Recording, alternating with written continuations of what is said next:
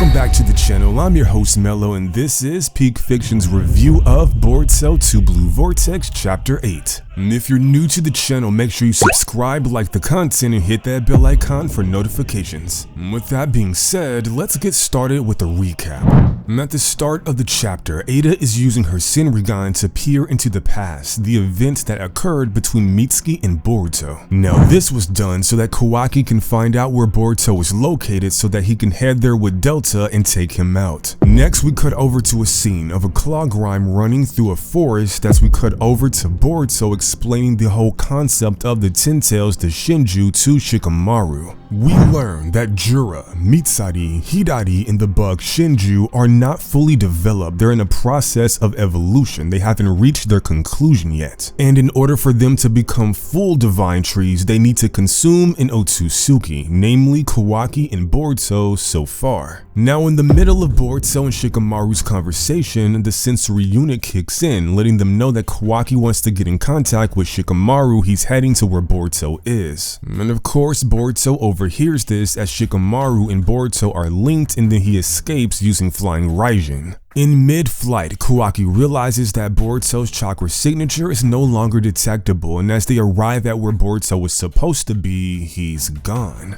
So then we cut over to a scene that features Ada and Mitsuki, and there's an interesting conversation being had here. Essentially, it appears that the writers are trying to draw a parallel between Ada and Mitsuki, their situation as it pertains to Kawaki. And this idea, this notion that they have become dependent on other people and that they need to branch out and find themselves and affirm who they are as individuals before they rely on others, get their house in order, so to speak. Now this scene gets capped off with Ada wanting to talk to Boruto, as Boruto is the one that kind of sparked this in Mitsuki. So I suppose the idea is that he can do the same for her, that he has answers that she can use. In the next scene, we cut back over to the divine trees, the Shinju, as they appear at Konoha's gates. When they walk through the gates of Konoha, they're immediately detected by the sensory unit and shinobi are dispatched to confront them. Now Sarada notices the chakra signature as well. It's the chakra of her father, Sasuke Uchiha. In the next scene, we see that Ada starts to tell Shikamaru about the divine trees, the Shinju, and apologizes for the late information.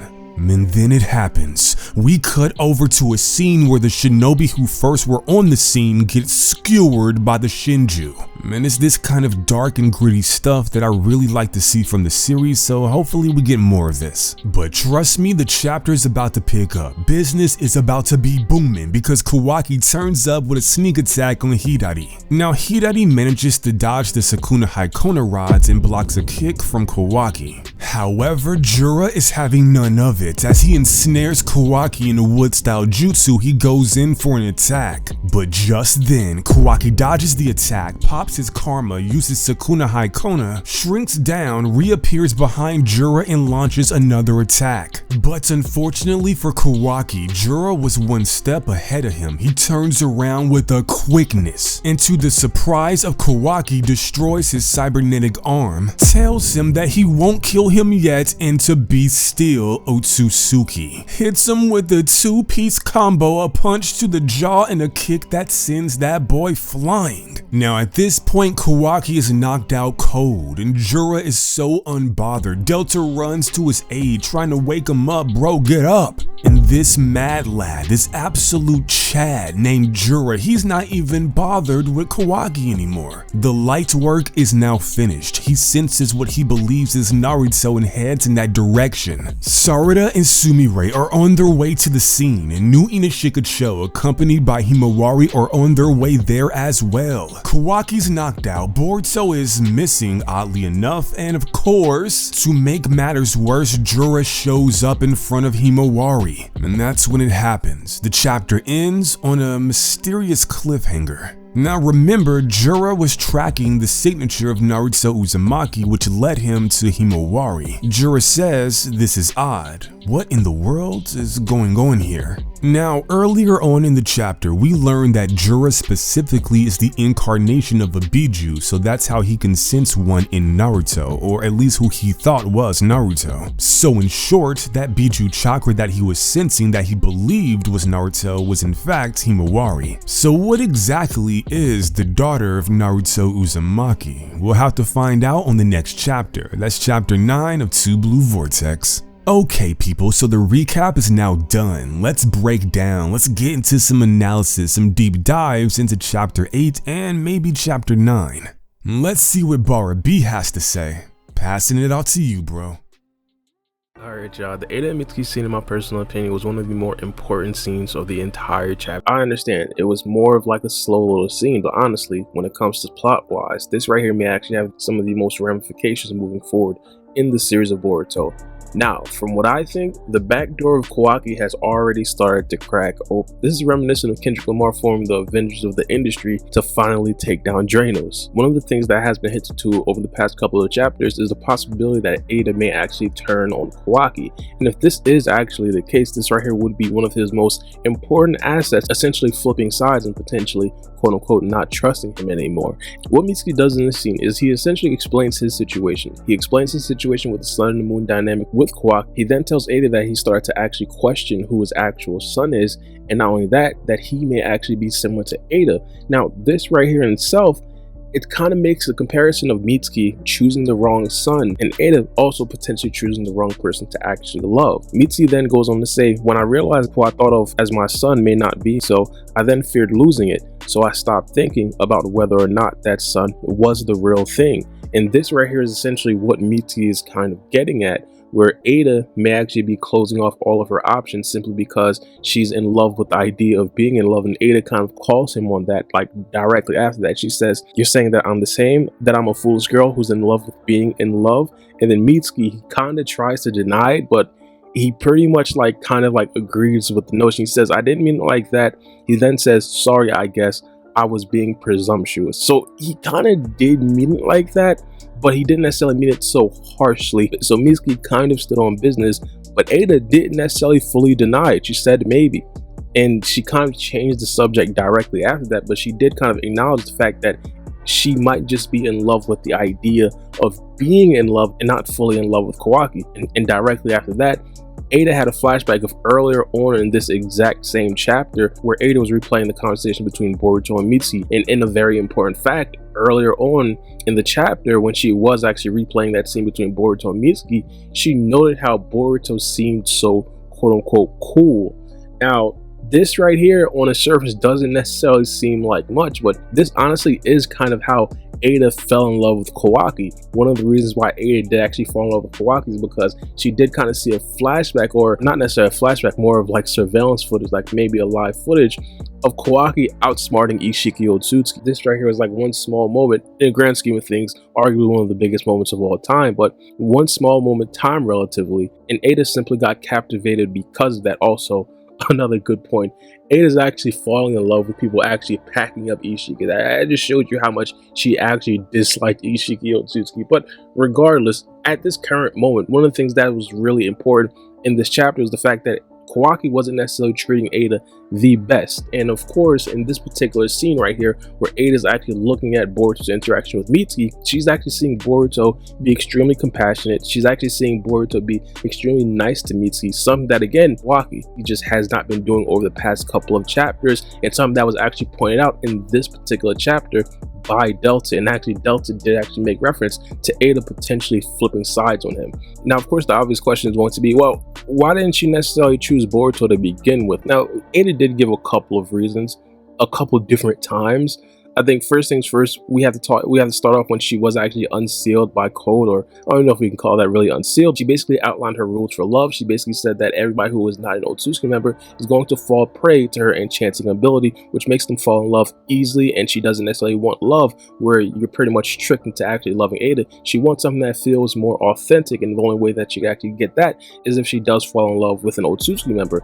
Now, the only two Otsutsuki members that we did know of was Boruto and Kawaki. At that particular point, she chose Kawaki off of the rip. Now, we're not entirely sure why, but at that given moment, Code did point out hey, Boruto is also going through the otsification that Kawaki is going through. And at that point, Ada did actually say that Boruto was cute and dreamy. And so Ada at that particular point was actually open to the idea of potentially being with Boruto. Now later on, there was a reference to this when Kawaki, Boruto, and Ada were all in the content house. But Boruto also made reference to the fact that, hey, he's also an Otsutsuki member, so he kind of possibly fits her dating criteria. Ada at that point said that he was 12 and she was 16, and he kind of looks a little bit childish. Now, this could be absolutely true. The reason why I'm a tiny bit skeptical though of what she's saying right here is twofold. First things first, she knew how childish she looked prior and she still called him cute and dreamy. So that right there is kind of confusing. Not only that, Kawaki was also in the same exact room when Boruto asked this question. So she's kind of incentivized to give a more strong reason as to why she wouldn't necessarily be with Boruto, because Kawaki is in the same room. And again, at this particular point, Ada was head over heels over Kawaki. Literally, one time all Kawaki did was just say Ada's name and she went into a frenzy. So of course, in this situation like this, it's possible that she would want to give a stronger reason as to why she wouldn't necessarily want to be with Boruto. So honestly, the stage is being set for Ada to potentially choose Boruto over Kawaki, but hands down subtly, this right here was one of the more important scenes of the entire chapter. Now as we move away from the Mitsuki and Ada conversation, we finally get some action from Juran Hideari, where we get quite a few important bits of information and subtle details. The first one is the fact that Hideari's chakra registered as Sasuke's while Jura's was unknown. Now this doesn't necessarily mean that Jura's chakra comes from a completely new character that we've never seen before, as Code's chakra is still unregistered even though he's invaded the village twice before, so someone like Code, Ishiki, Jigen, and so on, who've merely invaded the village for a short time, do not have their chakras registered in the Leaf Village. We don't know what the exact process is for registering chakra, but we can tell that there is a process of some sort, which the enemies of the village have not gone through. On the other hand though, it is extremely likely that people like Kawaki, Soegi, Kakashi, Iruka, and so on have had their chakras registered in the village, as they are all Konoha shinobi, and that's what the system is supposed to do. Meaning Jura's most prominent chakra is most likely not that of anyone in the Leaf Village, including Kawaki. That doesn't mean Jura can't have any of Kawaki's chakra, but it's definitely not the main chakra present. Moving on though, Jura and Hideari visit a bookstore, which is a pretty goofy scene that I like, just seeing both of their nonchalant personalities in action. But an important detail to take note of is the way Hideari keeps asking about Naruto like he's completely clueless. He keeps asking, is Naruto here? Is Naruto there? Is this Naruto? Is that Naruto? And so on. It's really funny, but it's also pretty strange. All of the other Shinju seem to have a fairly decent amount of knowledge about many of the Leaf Shinobi. Bug knew that Naruto wasn't an Otsutsuki. Bug knew who Ada was. Hideari knew who Sarada was. Jura knew about the Senrigan and that something was wrong when he saw Himawari instead of Naruto, and Matsuri knew who Konohamaru, Shikadai, Chocho, and Inojin were, and what they looked like. With that in mind, out of all the Shinju, wouldn't Hideari be the first person you'd expect to know what Naruto looks like, especially given that Sasuke is literally the closest person to Naruto? If Matsuri knows who freaking Chocho is and what she looks like, shouldn't Hideari know what Naruto looks like too? And if that is the case, then that begs the question of why Hideari keeps acting clueless about Naruto and asking all those silly questions. To some extent, it feels like Hideari might just be acting the fool here, and it remains to be seen whether Jura has picked up on this or not. On one hand, it doesn't really seem like Jura has questioned it, but on the other hand, he did kinda give Hideari the side eye in chapter 5 a couple of times, and he specifically asked Hideari in particular to come with him to the Leaf Village, which may have been to test his loyalty and to see what he's really after. This is definitely a dynamic to keep an eye on moving forward. What's more, Hideari didn't really put up much of a fight against base Kawaki, which should strike you as odd considering how he did against Boruto, who is clearly way stronger than Kawaki from what we've seen and been told so far. Mitsuki straight up said that Kawaki can't make Code retreat like Boruto did, and Boruto straight up said he's stronger than both Mitsuki and Kawaki. Jura, on the other hand though, completely bodied Kawaki without any trouble whatsoever. Now part of that is probably due to the fact that Jura is most likely the strongest of the Shinju for obvious reasons, but part of that could also be because Hideari didn't really try for whatever reason. Again, it's something to keep an eye on.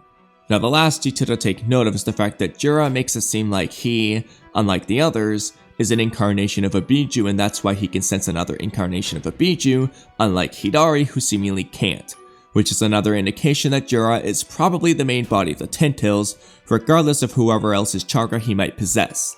And because of Jura's ability to sense Biju chakra, he senses Biju chakra nearby in the village, and that brings him to Himawari, and I'll let Meek talk a bit more about that.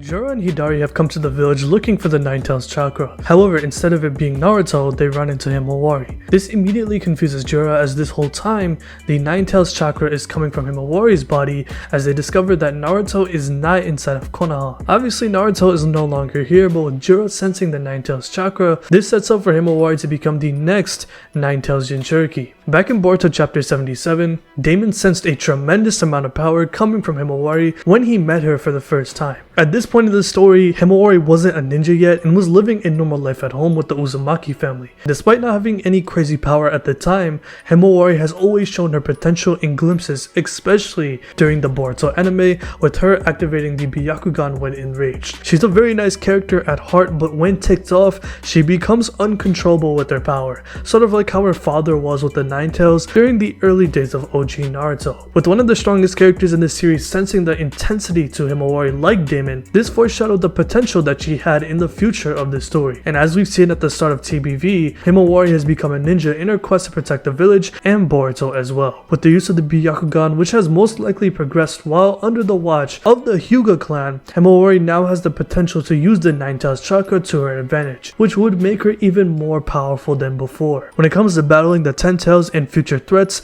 this will allow Himawari to make an impact in the story and to protect the village overall. And I'm not gonna lie here, for Himawari's character, this is massive, as when it comes to a lot of characters in the story, yes, there are some characters that aren't that powerful that are important, such as Amato for example, but when it comes to a lot of these characters like a Boruto, Kawaki, the main villains, even a Sawada and Mitsuki for example, these characters had to level up in power in order to make any sort of impacts. With more future threats being introduced such as Jura, Hidari, and the Ten-Tail enemies, Konoha's biggest powerhouses have to get stronger, or else it's only going to be Boruto in the end. And obviously in page 1 of the time skip, we do see it is just Boruto and Kawaki, where we will eventually get there. However, when it comes to a character like Himawari, I'm glad that they are moving in this direction, as it will allow for her to be her own character. So this is a great development for Himawari's character. Anyways, let us know how you guys feel about this chapter in the comment section below. What would you rate Boruto TBV chapter 8, and what was your favorite part about the chapter? Make sure you guys like and subscribe, and we'll see you guys later.